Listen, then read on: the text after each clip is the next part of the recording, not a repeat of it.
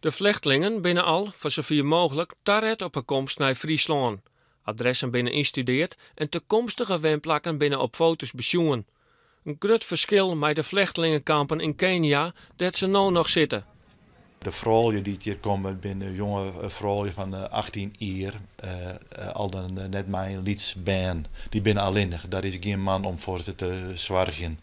Dat is een risico in die kampen. Die famkes die mogen die nog lastig vallen of nog erger. Kwetsbare en soms zieke mensen worden jaarlijks terug Nederland uitnodigen om hier te komen. Maar ook gaat het om 400 vluchtelingen die zonder een lange asielprocedure voortdurend een verblijfsvergunning krijgen. Een grote cultuurschok. Waar we meer mensen per huis inzetten om met name de eerste weken uit het oogpunt van de veiligheid en de zoens, dat de mensen net fouten maken met het gas of met het elektrisch of wat dan ook in het verkeer. Dus we hebben extra inzet, mensen hebben een extra cursus aan de vrijwilligers hier om de mensen goed te kunnen helpen. Vrijwilligers binnen nou druk dwaande om in Friesland huizen in te richten.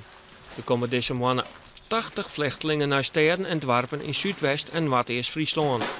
Ze krijgen een bijstandsuitkering waarmee de eerste basisvoorziening al kocht binnen. Dat zal wel even wennen wezen, hè? Eten hier in de keuken. Ik denk het wel. Hoewel dat we misschien wel gewoon bij binnen dit wel vaker in hebben in hun eigen keuken. Die misschien ook wel luxe weer. Maar ik ben zelf gewoon bij geweest. Ooit nadien hebben we op houtkokje. In aardewerk en potten. Met houten, ja, eigenlijk stokken om te rieren in plaats van mooie lepels. In deze flat in Snits komen 2 broden met hangbijen te ween. Jong stappen ze op het vliegtuig in Nairobi. Tongensje gaat dan de door naar een nieuwe toekomst in Friesland Iepen. Het zijn natuurlijk Nederlandse wenningen. En wij proberen ze toch een beetje Nederlands in te richten. We hebben al die Nederlandse spullen. Als het er aanstaan bij staat, dan is het net vergelijkbaar hoe de mensen daar wonen. Ik bedoel, maar ik weet uit de ervaring hoe de mensen in Afrika wonen en Libië. Dat is net een vergelijking. Yo, hij doet het!